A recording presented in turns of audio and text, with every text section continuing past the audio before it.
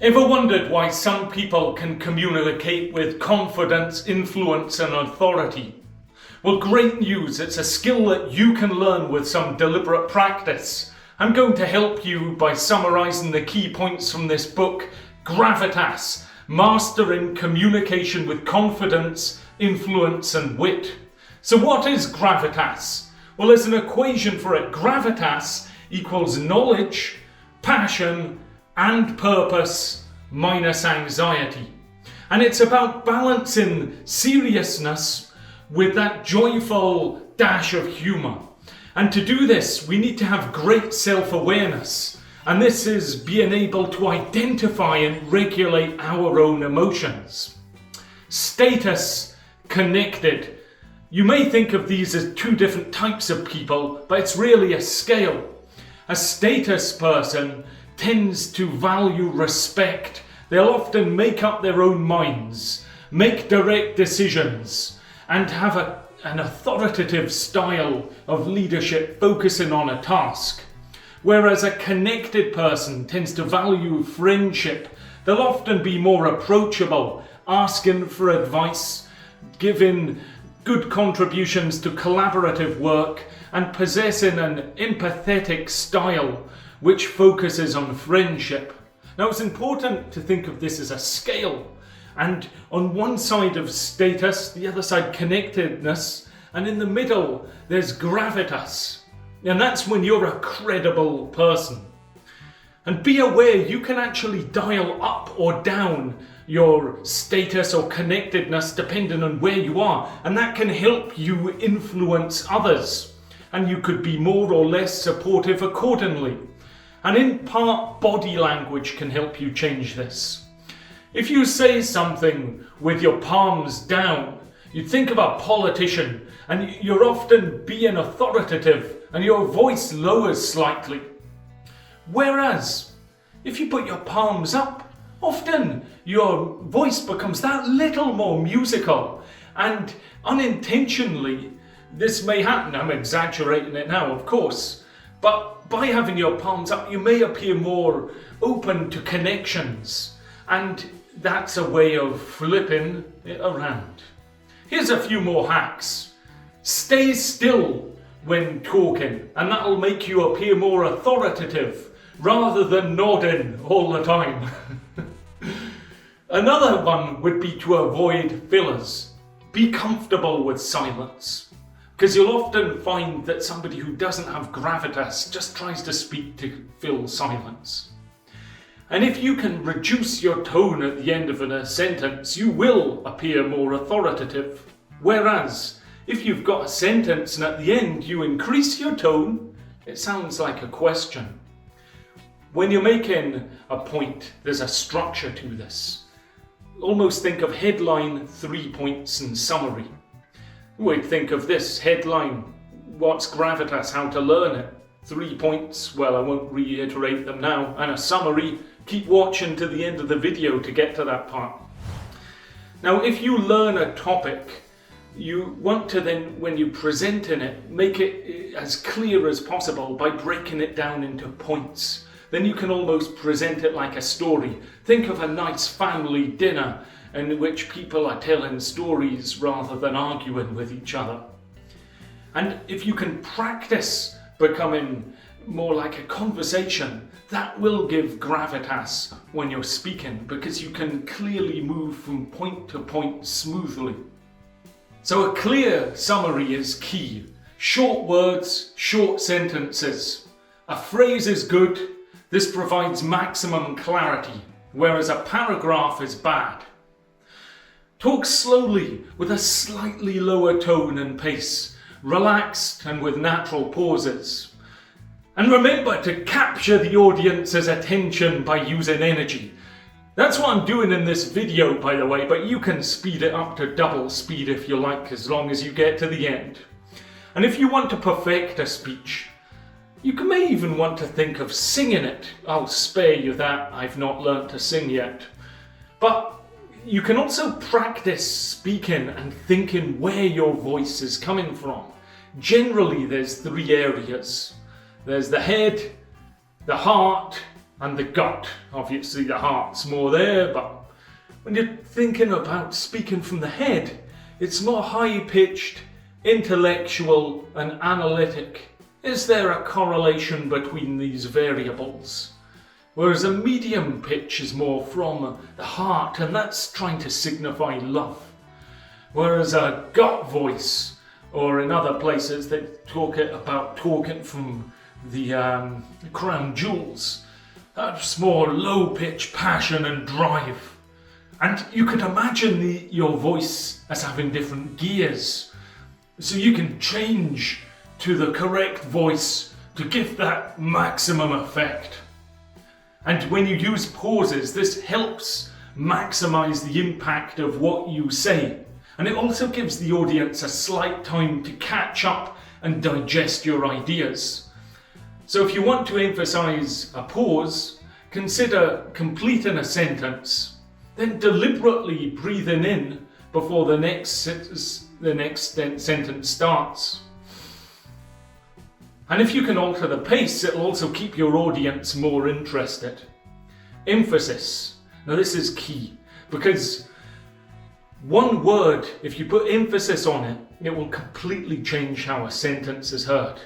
For example, he said this versus he said this. It can almost completely change the meaning.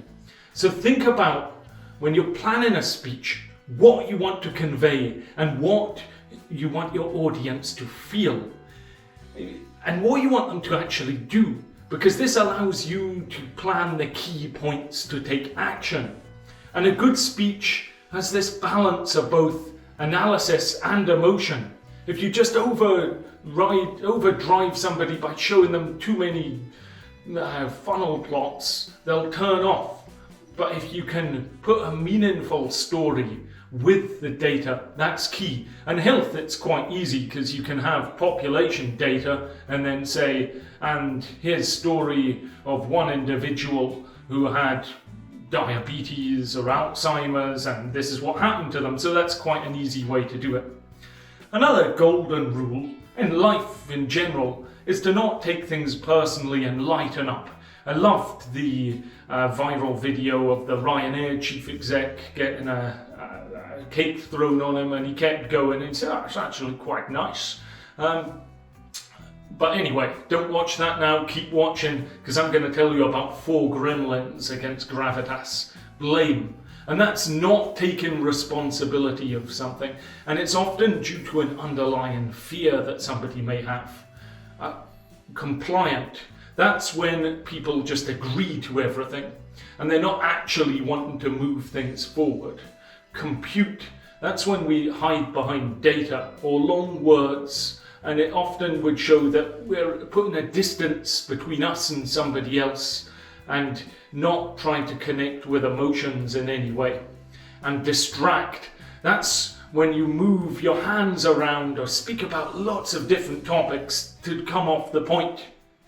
So try and keep an open mind and collaborate with others. And a good way of thinking and speaking would be, for example, I think this and you think this, rather than I think this, but you think this. So gravitas can be achieved with congruence between thoughts, emotions, actions and words. Now, empathy is important in life and in general, but it's worth knowing about this when you're communicating with gravitas. There's 3 types of empathy I'll mention. Cognitive empathy. How do they think? Emotional empathy is more, how do they feel? And empathetic concern is more the bigger picture. And remember, you will learn more by listening to others rather than judging others. And realize everybody is just doing their best. Trust opens up doors, whereas fear slams doors shut. Time. There's 2 types, Chronos and Kairos. Now, Chronos is the traditional type of time that you'll think of, and that can be measured, whereas Kairos is about being present in the moment. And with gravitas, we want to use both types of time, because too much time planning on Chronos can almost lose that human touch and make you feel and appear cold, whereas too much time focusing on the moment being present with Kairos may make you appear as if you're fluffy and that you don't have much substance. The SAS, an elite tactical squad in the British Army, have a quote, and that's when you come under fire, breathe. If you don't breathe, you can't think, then you're dead. Well, hopefully your moments when gravitas is required aren't as life and death as that, but what they're describing is this big now. This is when you're under pressure, you're in the moment. And often we think of this as an interview, for example, but when your big now comes, you want to perform optimally. And one way of making sure of that is just to simply focus on your breathing. Emotional contagion is a concept where somebody's angry, you then become angry. Somebody's sad, you become sad. And it's when you pick up emotions from others. And a tip from the police is that when they're dealing with people who are displaying unusual emotions, it's just to take a deep breath in and then respond. And when given a talk, we want to think about what wisdom we want to impart, and that will perhaps challenge somebody to think differently. And there's an acronym, STAR. You're a star for watching this far, by the way, but you're giving them something they will always remember. Now, when speaking, it's important to feel grounded. So be aware of your feet, bend your knees and relax your shoulders. Keep your head still. And you may want to practice even balancing books to try and keep your head still. I've tried that just now for the purposes of this video, but I've not tried it before. And consider holding your arms out like an angel. Now, when meeting somebody, we want to stay grounded with our feet. Stand tall and appear calm. Smile, shake their hand and breathe out so that you relax. Create a sense of we in that moment you meet somebody. Listening. It's important to actually listen. Bring in your higher self, not your ego. And try and listen positively, as opposed to competitively. So there's 3 broad ways of listening. Reflectively, in which you're joining the dots from what somebody has mentioned. Supportively, doesn't need an explanation. Or the possibility, and that's when you're commenting on the things that they're mentioning, moving you all forward towards a goal. So when you're next on the telephone, just imagine that you're talking to somebody that you love. And if you smile, it'll actually be heard in your voice. And there's plenty of people, no doubt, who are calling you anyway with cold calls, and they're good to practice with, or just waste their time. But the fact is, if you can feel like you're smiling and enjoying that conversation at your end, and even gesturing to emphasize your points, the other person will pick up on these key things. And it may be, if you want gravitas when on the phone, to actually stand up. And always strive for concise, punchy content, just like YouTube really. Now, interviews, we'll all have them, but keep them in perspective. And you may want to consider answering any question with, well, there's 2 points to consider. Now, this allows you a few seconds more to respond, to make your 2 points, and it also potentially means that you're not going to be interrupted when making the points. So when you go into an interview room, you want to bring positive emotions and attitudes with that emotional contagion.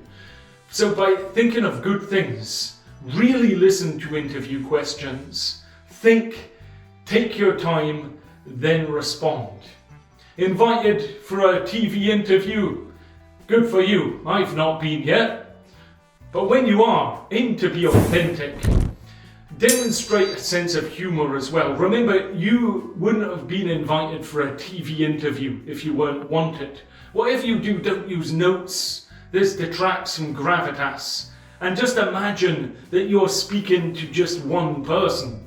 Like when I'm doing this interview, this video now, I'm speaking to my two cameras, but I'm imagining I'm speaking to one person, not the whole of the World Wide Web. That would be scary. So generate a nice smile. This you could do by imagining that you have a secret, that it's a nice secret, you're well liked, it's a good secret, and it just gives you that little inner smile, that inner confidence. And it helps you celebrate as if you've got something to offer. If you can go in to the TV interview like that, they'll ask you back. So in summary, we can think ourselves into new ways of living. By being present and grounded, it will help us develop gravitas, but mastery of this takes time. So carry yourself with authority, intention, and attention, and that will get you the results that you desire. Hope you've liked that. Feel free to smash a comment, a like, subscribe. I'll see you next time. We'll be summarising other books.